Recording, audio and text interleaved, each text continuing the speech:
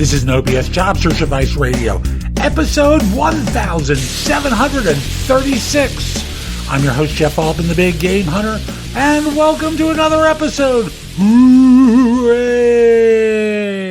I haven't done an AMA in a long time, like months.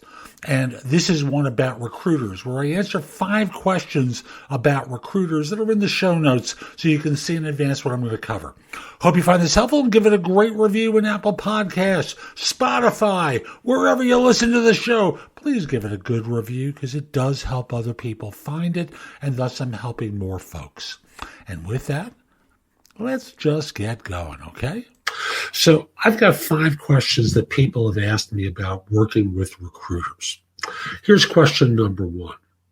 What's the maximum period that recruitment agencies and even companies can keep a resume in their databases? Now, it begs the question of why is this an issue for you? So are you trying to get away from recruiters? Is there something deleterious in your mind to them having access to this information? Now, going further, the answer is they will keep it there as long as they are able to reach you. So if you want to end contact with them, change your email address and block the old one. Don't forward anything there. Change your phone number. That gets rid of all of them because there's no way for them to reach you. I'll just simply say that you've taken the time to develop a relationship with a particular recruiter, not the recruiting firm, but a particular recruiter who may have tried to help you in your job search. You've invested time and energy, and so have they. They understand some things about your background that a stranger might not. Why is it necessary to get rid of them? Seriously, why should it be necessary to get rid of them? Are they reaching out to you daily? Well, if you're in the U.S., you can message them and say, remove. You can block their email and send it directly into spam. There are ways to get rid of them so you're not inconvenienced. And I'll just simply say with regard to a phone number, learn the lesson that you can get a Google Voice number, have it forward to your mobile, have it forward to your landline if you still have one, and use that as a filter for contact. I'll also say if they have your mobile number, you can block the call. You can do that from a landline as well, and having your carrier block the call. So if the goal is to end the relationship, there are ways to break up with them so that you're not getting contacted too often. Okay, that's question number 1. Question number 2, what's the best way to handle a recruiter who reached out to you that has stood you up multiple times? I love this one. And I was talking about a situation, this kind of a situation with someone I was coaching yesterday, that he loved my suggestion. Now, let's say, an appointment's been scheduled multiple times. Doesn't matter if it's a third-party recruiter from an agency or a corporate recruiter. And now you've been stood up multiple times. You've emailed them, hey, what's going on? You didn't call me, and they're not responding. I have found this technique to be a great way to get them to surface. Ready? The subject line of your next email says, are you okay? And the body reads, we were scheduled on a couple of occasions to speak. I didn't receive a call. I just want to make sure, are you okay? Now, that takes the relationship out of the professional one into one where you're thinking of them as a human being. And recruiters are kind of surprised by this approach. So what often happens is they flush out and they say, oh, I'm okay, sorry, something last minute came up. But what you're able to do is separate yourself out from the pack, and they'll normally start responding there. So again, the idea becomes, are you okay? Is the subject line. And then your message is a polite thing. It's not a rageful thing, as too often happens, whether that's company or third party, and just ask them. We were scheduled on a few occasions. I didn't receive the call. I just want to make sure you're all right. That's question number 2. Here's question number 3. Should a recruiter be obligated to explain specifically why a candidate is not chosen to move forward? Now, I'm going to answer this question from both the third-party recruiter perspective as well as from the perspective of a corporate recruiter. Starting with a third-party recruiter. They're messengers for a company. And the company often does not reveal anything more than, we thought the person was too light. Sometimes a firm will say, we saw stronger people. And your reaction might be, okay, in what way were they stronger than me? I can prove I'm stronger. And frankly, it's too late. And maybe you're more concerned about learning from the experience, but third-party recruiters work for employers. They don't work for you. And you may find that obnoxious of me to say, but the fact is you're not paying them anything. The third-party recruiter is employed by an employer. They are hired by an employer on a retained or contingency basis to locate talent for that firm. If the information they receive in the way of feedback could be embarrassing to the firm, often they will shield you from that for fear that you will, call up their client, say terrible things, and frankly, their client doesn't want to hear it. They don't care. At that point, you've been rejected, turned down. Should they be obligated? How are you buying their obligation? What are you paying for their obligation? Answer is nothing. They are not obligated to tell you anything. And the result winds up being, don't kid yourself.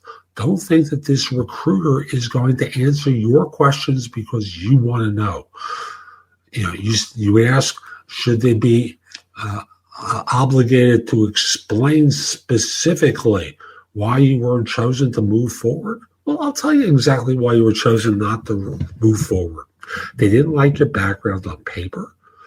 It didn't fit what they were looking for, and that's the reason. Your resume didn't make a case. Okay? Question number 4 of the 5 that I'm going to cover. Do recruiters respect tenacity, or does it look desperate? Well, like many things, it depends. It depends on whether or not you're being obnoxious. If you're calling them too often, you're interrupting them constantly, you're badgering them. You hear anything? Did you hear anything? Did you hear anything? Trust me, a recruiter is going to call you when they hear from the client.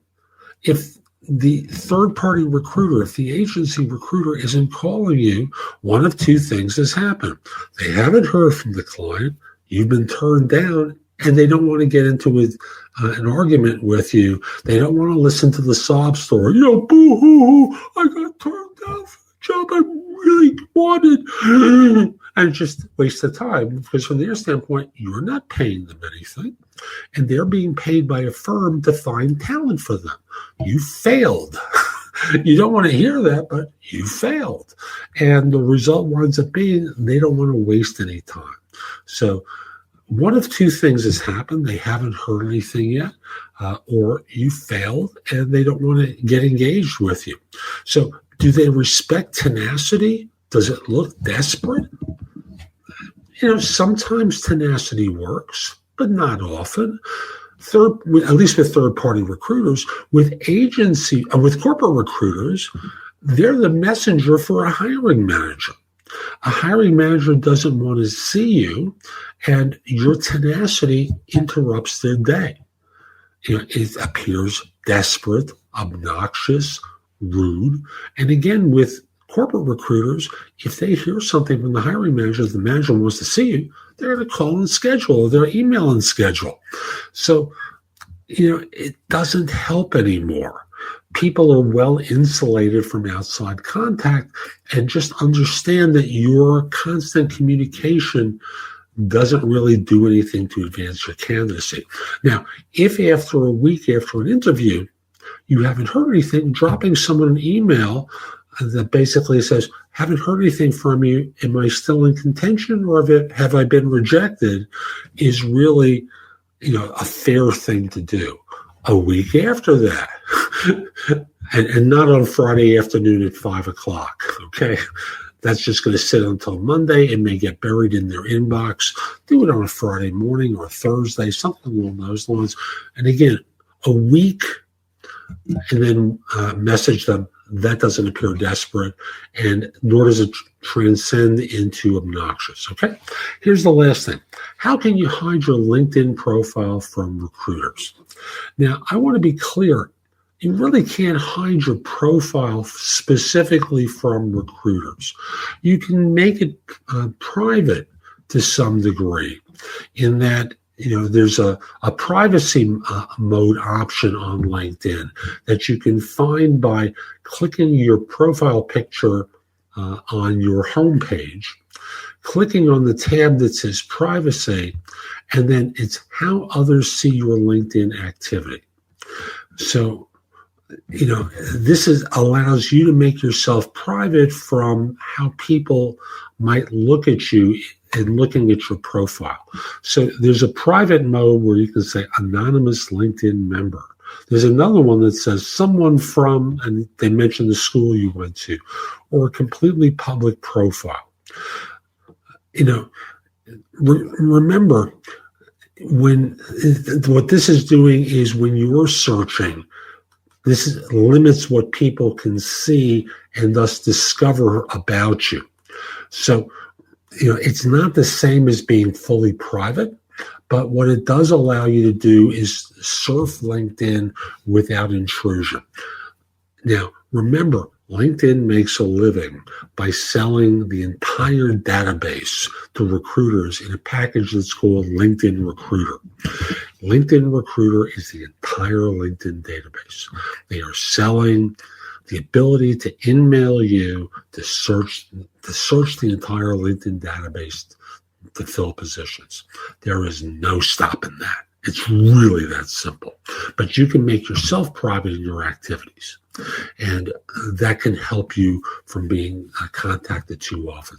So that's today's show. I hope you found it helpful. And if you did, here are a few more ways to get more from me. First of all, there's my website, which is thebiggamehunter.us. I have more than 8,000 blog posts there that you can watch, listen to, or read that will help you find your next job. In addition, if you're interested in my coaching you, at the site, there's a button there that says schedule. Schedule time for a free discovery call. Schedule yourself in for coaching, interview preparation coaching, salary negotiation advice, how to have your questions answered, or coaching related to hiring more effectively, managing and leading, helping you be a better executive in your organization, and overall being a better employee of your firm. You can also connect with me on LinkedIn at linkedin.com/IN/TheBigGameHunter. Mention that you watched or listened to my content. I like knowing I'm helping folks. Once we're connected, if you're interested in coaching, let me know. I think it's easier at the website, but if that's the way you want to do it, so be it. Lastly, join my group on Facebook called Career Angles. It's focused on helping you do better at work. Information there is shared daily, and I'm attempting to build a supportive group there. Ask to join. I'm not letting recruiters in, so I want to make it a safe place for everyone. I'll be back tomorrow with more, and in the meantime, I hope you have a great day. Be great!